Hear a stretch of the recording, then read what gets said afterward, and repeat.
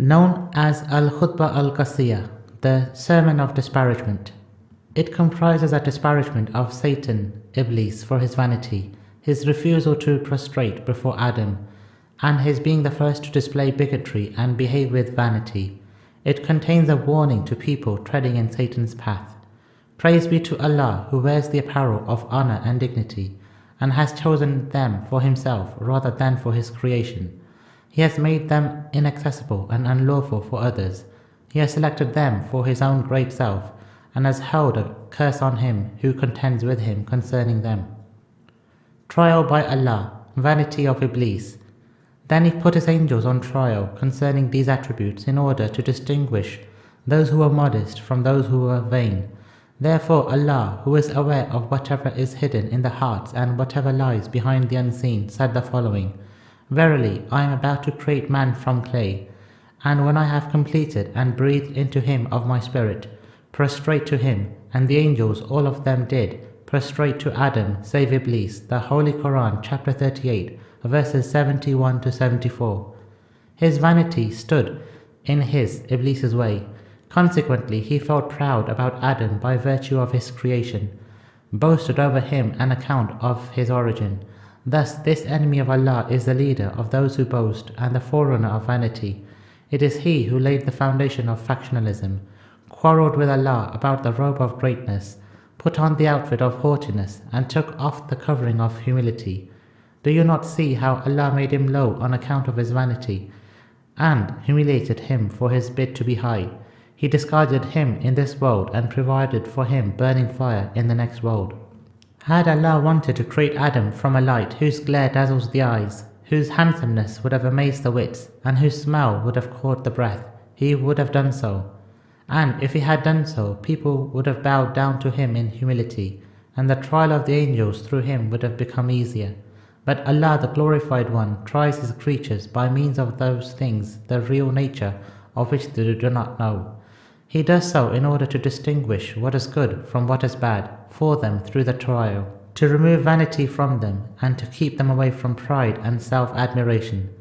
You should learn a lesson from what Allah did with Satan. He nullified his great deeds and extensive efforts on account of the vanity of one moment. Although Satan had worshipped Allah for 6,000 years, whether by the reckoning of this world or by that of the next world is not known. Who now can remain safe from Allah after Satan by committing a similar disobedience? None at all. Allah, the Glorified One, will not let a human being enter paradise if he does the same thing for which Allah turned an angel from it. His command for the inhabitants in the sky and the earth is the same.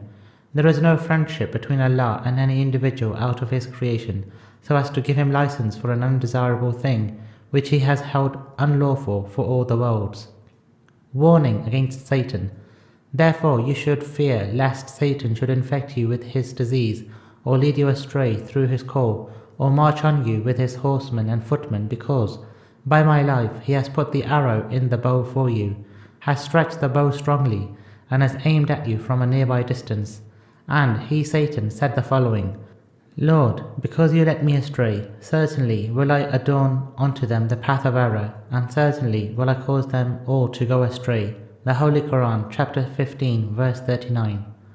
Although he, Satan, had said so only by guessing about the unknown future, and by wrong conjecturing, yet the sons of vanity, the brothers of haughtiness, and the horsemen of pride and intolerance proved him to be true, so much so that when disobedient persons from among you bowed before him, and his greed about you gained strength, and what was a hidden secret turned into a clear fact, he spread his full control over you, and marched with his forces towards you.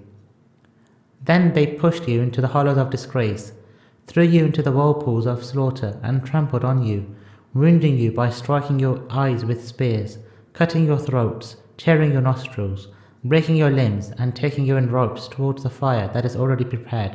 In this way, he became more harmful to your religion and a greater kindler of flames of mischief about your worldly matters than the enemies against whom you showed open opposition and against whom you marched with your forces. You should therefore spend all your force against him and all your efforts confronting him, because by Allah he boasted over your, i.e. Adam's origin, questioned your status, and spoke lightly of your lineage. He advanced on you with his army and brought his footmen towards your path. They are chasing you from every place, and they are hitting you at every finger joint. You are not able to defend by any means, nor can you repulse them by any effort. You are in the thick of disgrace, the ring of straightness, the field of death, and the way of distress. You should therefore put out the fires of haughtiness and the flames of intolerance that are hidden in your hearts. This vanity can exist in a Muslim only through the insinuations of Satan, his haughtiness, mischief, and whisperings. Make up your mind to be humble, to trample on egotism and self-pride, and to cast off vanity. Adopt humility as the weapon with which you fight your enemies, Satan and his forces. He certainly has, from every people, fighters, helpers, footmen, and horsemen. Do not be like him who feigned superiority over the son of his own mother, without any distinction given to him by Allah, except the feeling of envy which his feeling of greatness caused in him, and the fire of anger that vanity kindled in his heart. Satan blew into his nose his own vanity, following which Allah gave him remorse and made him responsible for the sins of all killers up to the Day of Judgment. Cautioning against vanity and ignorant boasting. Beware, you strove hard in rebellion and created mischief on earth in open opposition to Allah, challenging the believers over fighting. You should fear Allah in feeling proud. Beware of your vanity and ignorant boasting over, because this is the root of enmity and the design of Satan, whereby he has been deceiving past people and bygone ages, with the result that they fell into the gloom of his ignorance and the hollows of his misguidance, submitting to his driving and accepting his leadership. In this matter, the hearts of all the people were similar. Centuries passed by, one after the other, in the same way, and there was vanity with which chests were tightened. Cautioning against obeying haughty leaders and elders. Beware of obeying your leaders and elders who feel proud of their achievements and boast about their lineage. They hold the liability for things on Allah and quarreled with him regarding what he did with them, contesting his decree and disputing his favors. Certainly, they are the main foundation of obstinacy, the chief pillars of mischief, and the swords of pre-Islamic boasting over forefathers. Therefore, fear Allah. Do not become antagonistic to his favors on you, nor jealous of his bounty over you, and do not obey the claimants of Islam, whose dirty water you drink along with your clean one, whose ailments you mix with your healthiness, and whose wrongs you allow to enter into your rightful matters. They are the foundation of vice and the linings of disobedience. Satan has made them carriers of misguidance and the soldiers with whom he assaults men.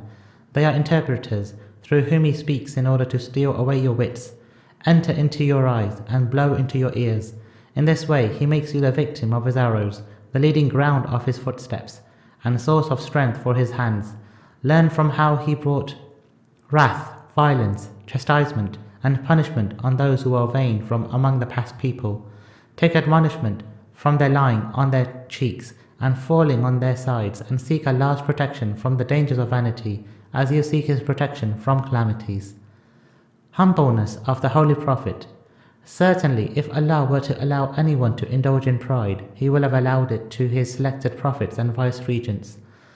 But by Allah, the Sublime, disliked vanity for them, and likes to see them humble. Therefore they laid their cheeks on the ground, smeared their faces with the dust, bent down for the believers, and remained humble. Allah tried them with hunger, afflicted them with difficulty, tested them with fear, and upset them with troubles. Therefore do not regard wealth and progeny as the criterion for Allah's pleasure and displeasure, as you are not aware of the chances of mischief and trials during richness and power, as Allah, the Glorified One, the Sublime, has said the following: What? Do they think that we aid them with wealth and children, that we are hastening them to the good things? Nay, they only do not perceive it. The Holy Quran, chapter 23, verse 55 to 56. Certainly, Allah, the Most Glorified One, tries his beings who are vain through his beloved persons who are humble in their eyes. When Musa, son of Imran, went to Pharaoh along with his brother Harun, Aaron, wearing coarse shirts of wool and holding canes in their hands, they guaranteed him retention of his country and continuity of his prestige, only if he submitted. But he said the following: Do you not wonder at these two men guaranteeing me the continuity of my prestige and the retention of my country, although you see their poverty and lowliness? Otherwise, why do they not have gold bangles on their wrists? He said so, feeling proud of his gold, and collected possessions and considering wool and its cloth as nothing. Allah, the Glorified One, deputed His prophets to mankind. If He had wished to open for them treasures and mines of gold and surround them with planted gardens and collect around them the birds of the skies and the beasts of the earth, He could have done so. Had He had done so, there would have been no trial, no recompense and no tidings about the affairs of the next life.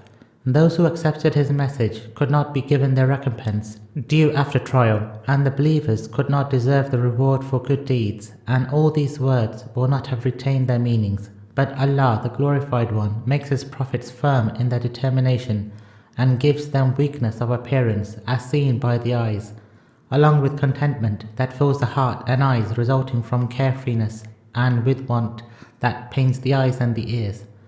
Had the prophets possessed authority that could not be assaulted, or honor that could not be touched with harm, or domain towards which the necks of people would turn, and the saddles of mounts could be set, it will have been very easy for people to seek lessons and quite difficult to feel vain. They will have then accepted belief out of fear felt by them, or inclination attracting them, and their intention will have been the same, although their actions will have been different. Therefore Allah, the Glorified One, decided that people should follow His prophets, acknowledge His books, remain humble before His greatness, act upon His commands and accept His obedience with sincerity in which there will not be an iota of anything else. As the trial and tribulation will be stiffer, the reward and recompense too should be greater. The Holy Kaaba. Do you not see that Allah, the Glorified One, has tried all the people who came with Adam, up to the last ones in this world, with stones which yield neither benefit nor harm, which neither see nor hear? Yet He made those stones into His sacred house, which He made as a place of worship for people. He placed in it the rugged, stony part of the earth, on a highland with the least soil, among the most narrow valleys, between rough mountains, soft sandy plains, springs of scanty water and scattered inhabitants, where neither camels nor horses nor cows nor sheep can prosper. Then He commanded Adam and his sons to turn towards it. In this way it became the center of their journey in seeking pasture, the rendezvous for the meeting of their beasts of burden, so that human spirits would hasten towards it from distant waterless deserts, deep and low-lying valleys, and scattered islands in the seas. They shake their shoulders in humbleness, recite the slogan of having reached His audience, march with swift feet, and have disheveled hair and dusted faces. They throw their pieces of cloth on their backs. They have marred the beauty of their faces by leaving the hair uncut as a matter of great test, severe tribulation, open trial, and extreme refining. Allah has made it a means to His mercy and an approach to His paradise. If Allah, the Glorified One, had placed His sacred house and His great signs among plantations, streams, soft and level plains, plenty of trees, an abundance of fruits, a thick population, close habitats, golden wheat, lush gardens, green land, watered plains, thriving orchards, and crowded streets, the amount of recompense will have decreased because of the lightness of the trial. If the foundation on which the house is built, and the stones with which it has been raised, had been of green emerald and red rubies, and had there been brightness and glory, then this will have lessened the actions of doubts in the breasts, will have dismissed the effects of Satan's activity from the hearts, and will have stopped the surging of misgivings in people. But Allah tries His servants with means of different troubles. He wants them to render worship through hardship, and involves them in distress, all in order to extract vanity from their hearts, to settle down humbleness in their spirits, and to make all this an open door for His favors, and an easy means for His forgiveness of their sins.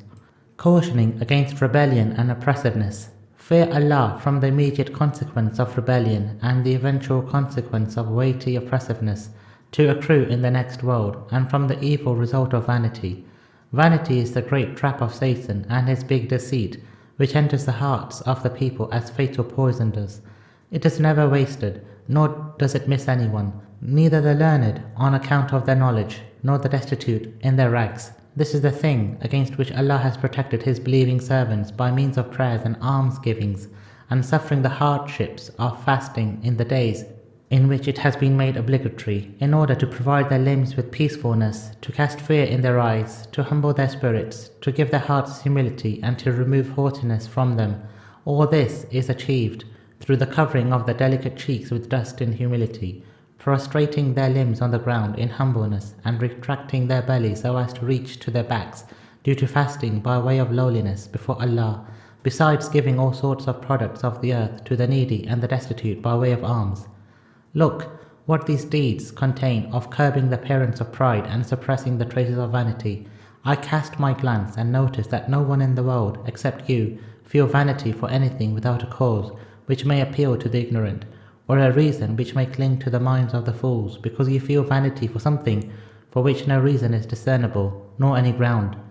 As for Satan, he felt proud about Adam because of his origin, and taunted at him about his creation. He said, I am created of smokeless fire, whereas you are created of clay. Likewise, the rich among the prosperous communities have been feeling vanity because of their riches. As Allah said the following, and they said, we are more than you in wealth and in children, and we shall not be chastised. The Holy Quran, chapter 34, verse 35. Enthusiasm for attractive manners, respectable status, and taking lessons from the past. In case you cannot avoid vanity, your vanity should be for good qualities, praiseworthy deeds, and admirable merits, with which the dignified and noble chiefs of the Arab families distinguish themselves. Such merits include attractive manners, high thinking, respectable status, and commendable feats. You too should show vanity in praiseworthy habits like protection of the neighbor, fulfillment of agreements, obedience of the virtuous, opposition to the haughty, extending generosity to others, abstention from dissension, keeping aloof from bloodshed, doing justice to people, suppressing anger, and avoiding trouble on earth. You should also fear what calamities befell nations before you on account of their evil deeds and detestable conduct. Remember, during good or bad times, what happened to them, and be cautious lest you should become like them. After you have thought over the conditions of these people, attach yourself to everything with which their status become honorable, on account of which enemies kept away from them, thus safety spread over them, by reason of which riches bowed before them, and as a result distinction connected itself to their rope. These things were abstention from division, sticking to unity, calling each other to it, and advising each other about it.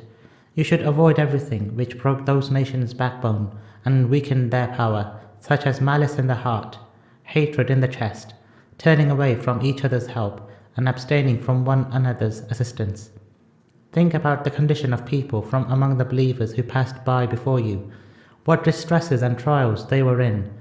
Were they not the most overburdened among all the people, and in the most strained circumstances in the whole world? The pharaohs took them as slaves. They inflicted on them the worst punishments and bitter sufferings. They continuously remained in this state of ruinous disgrace and severe subjugation. They found no method for escape and no way for protection. Allah, the Glorified One, noticed that they were enduring troubles in His love and bearing distresses out of fear of Him. He provided escape routes from the distresses of trials, so He changed their disgrace into honor and fear into safety. Consequently, they became ruling kings and conspicuous leaders. Allah's favors over them reached limits to which their own wishes had not reached. See how they were when their groups were united, their views were unanimous, their hearts were moderate, their hands used to help one another, their swords were intended for assisting one another, their visions were sharp, and their aims were uniform. Did they not become masters of the corners of earth, and rulers over the necks of all the worlds? Thereafter, also see what happened to them towards the end, when division overtook them. Unity became fractured, and differences arose between their words and hearts. They divided into various groups, and were scattered, fighting among themselves. Then Allah took away from them the apparel of His honor, and deprived them of the prosperity produced by His favors. Only their stories have remained among you for the guidance of those who may learn lessons from them. You should learn a lesson from the fate of the progeny of Ismail, the children of Isaac, and the children of Israel, how similar their affairs and how akin their examples are. With regard to the details of their division and disunity, think of the days when Kisras of Persia and the Caesars of Rome had become their masters. They turned them out of their pastures, the rivers of Iraq, and the fertility of the world, towards thorny forests, the passages of hot winds, and hardships in livelihood. In this way, they turned them into just camel herders. Their houses were the worst in the world, and the places of stay were the most drought-stricken. There was not one single voice towards which they could turn for protection, nor any shade of affection on whose strength they could place their trust. Their condition was full of distress. Their energies were scattered. They were mostly divided, disunited. They were in great anguish and in pathetic ignorance. They buried their daughters alive, worshipped idols, disregarded kinship, and practiced robbery. Now, look at the various favors of Allah upon them. He deputed to them a prophet who got them to pledge their obedience to him and made them unite under his call. Look how Allah's bounty spread the wings of its favors over them, and streams of its blessings flowed for them. The whole community became wrapped in blissful prosperity. Consequently, they were submerged under its bounty and enjoyed its lush life. Their affairs were settled under the protection of a powerful ruler. Circumstances offered them lofty honor, and all things became easy for them within one united and strong country. They became rulers over the world and kings in the various parts of earth. They became masters of those who were formerly their masters, and began issuing commands over those who used to command them. They were so strong that neither their spears needed testing, nor did their weapons have any flaw. Condemning his people, beware, you have shaken your hands loose from the rope of obedience, and broke the divine fort around you by resorting to Jahiliyyah, pre-Islamic customs. Certainly, it is a great blessing of Allah, the Glorified One, that He has promoted among them unity through the cord of affection, in whose shade they walk and are sheltered. This is a blessing, the value of which none in the whole world realizes, because it is more valuable than any price, and more precious than any material wealth. You should know that you have again reverted to the status of Bedouin Arabs after migration to Islam, and have become different parties after having been once united. You do not possess anything of Islam except its name, and know nothing of belief except its outer cover. You say the fire, yes, but no shameful status, as if you will throw down Islam on its face in order to defame its honor and break its pledge of brotherhood, which Allah gave you as a sacred trust on His earth and a source of peace among the people. Rest assured that if you incline towards anything other than Islam, the unbelievers will fight you. Then there will be neither Gabriel nor Michael, neither Muhajirun nor Ansar to help you, only the clashing of swords till Allah settles the matter for you. Certainly, there are examples before you of Allah's wrath, punishment, days of tribulations, and serious events. Therefore, do not disregard His promises, ignoring His punishment, underestimating His wrath, and not expecting His violence. Allah, the Glorified One, did not curse the past generations except because they had forsaken enjoining others to do good deeds and to refrain from doing bad deeds. In fact, Allah cursed the foolish ones for committing sins and the wise for giving up on curbing others from committing evil deeds. Beware, you have broken the shackles of Islam, transgressed its limits, and destroyed its commands. Imam Ali ibn Abu Talib's high status and the wonderful deeds in Islam. Beware, surely Allah has commanded me to fight those who rebellion, or break their pledge, or create trouble in the land. As regarding pledge breakers, I have fought them. As regarding those who shrunk from the truth, I have waged a holy war against them. And as regarding those who have abandoned the creed, I have put them in serious disgrace. As for Satan of the pit, he too has been dealt with by me through the loud cry with which the scream of his heart and shaking of his chest was also heard. Only a small portion of the rebels has remained. If Allah allows me one more chance over them, I will annihilate them except a few remnants that may remain scattered in the suburbs of the cities. Even in my boyhood, I had lowered the chest of famous men of Arabia and broken the horn points, defeated the chiefs of the tribes of Rabia and Mudar. Certainly, you know my status of close kinship and special relationship with the Prophet of Allah. When I was only a child, he took charge of me. He used to press me to his chest and put me beside him in his bed, bringing his body close to mine and letting me smell his fragrance. He used to chew something, then feed me with it. He found no lie in my speech, nor weakness in any deeds. From the time of my weaning, Allah had put a mighty angel with the Prophet to take him along the path of high character and good behavior through the day and the night, while I used to follow him like a young camel, following in the footprints of its mother. Every day he would show me in the form of a banner some of his high traits, commanding me to follow it.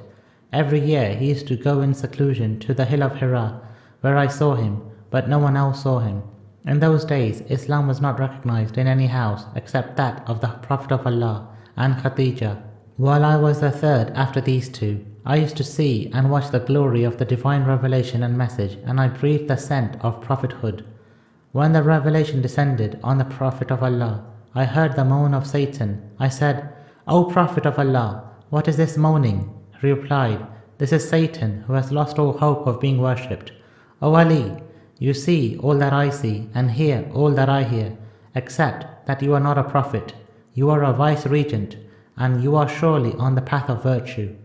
I was with him when a party of the tribesmen of Quraysh came to him and said, "O Muhammad, you have made a big claim which none of your forefathers or those of your family has made. We ask you one thing. If you give us an answer to it and show it to us, we will believe that you are a prophet and a messenger. But if you cannot do it, we will know that you are a sorcerer and a liar." The Messenger of Allah said the following, "What do you ask for?" They said, "Ask this tree to move towards us, even with its roots, and stop before you." The Prophet said, "Verily, Allah has power over everything. If Allah does it for you, will you then believe and testify to the truth?" They said, "Yes." Then he said, "I shall show you whatever you want, but I know that you will not bend towards virtue. And there are among you those who will be thrown into the pit, and those who will form parties against me." Then the Holy Prophet said the following, "O tree, if you do believe in Allah and in the Day of Judgment, and know that I am the Prophet of Allah, come up with your roots and stand before me with the permission of Allah. By the one who deputed the Prophet with the truth, the tree did remove itself with its roots, and came with a great humming sound, and a flapping like the flapping of the wings of birds, till it stopped before the Messenger of Allah, while some of its twigs came down onto my shoulders, and I was on the right side of the Holy Prophet." When the people saw this, they said by way of pride and vanity, "Now you order half of it to come to you, and the other half of it to remain in its place." The Holy Prophet ordered the tree to do the same. Half of the tree advanced towards him in an amazing manner, and with a greater humming. It was about to reach the Prophet of Allah. Then they said in their disbelief and rebellion, "Ask this half to get back to its other half, and be as it was." The Prophet ordered it, and it returned. Then I said, "O Prophet of Allah, I am the first to believe in you, and to acknowledge that the tree did what it did just now with the command of Allah, the Sublime One, in testimony to your prophethood, and to strengthen your word." Upon this, all the people shouted, "Rather, a sorcerer, a liar you are. This is wonderful sorcery. He is very adept in it. Only a youth like this, pointing to me, can stand testimony to you in your affairs. Certainly, I belong to the group of people who care not for the reproach of anybody in matters concerning Allah. The countenance is the countenance of the truthful, and their speech is the speech of the virtuous. They are wakeful during the nights in devotion to Allah, and over beacons of guidance in the day. They hold fast to the rope of the Holy Quran, revive the traditions of Allah and of His Prophet. They do not boast, nor indulge in self-conceit, nor misappropriate, nor create mischief. The hearts are in paradise, while the bodies are busy in good deeds.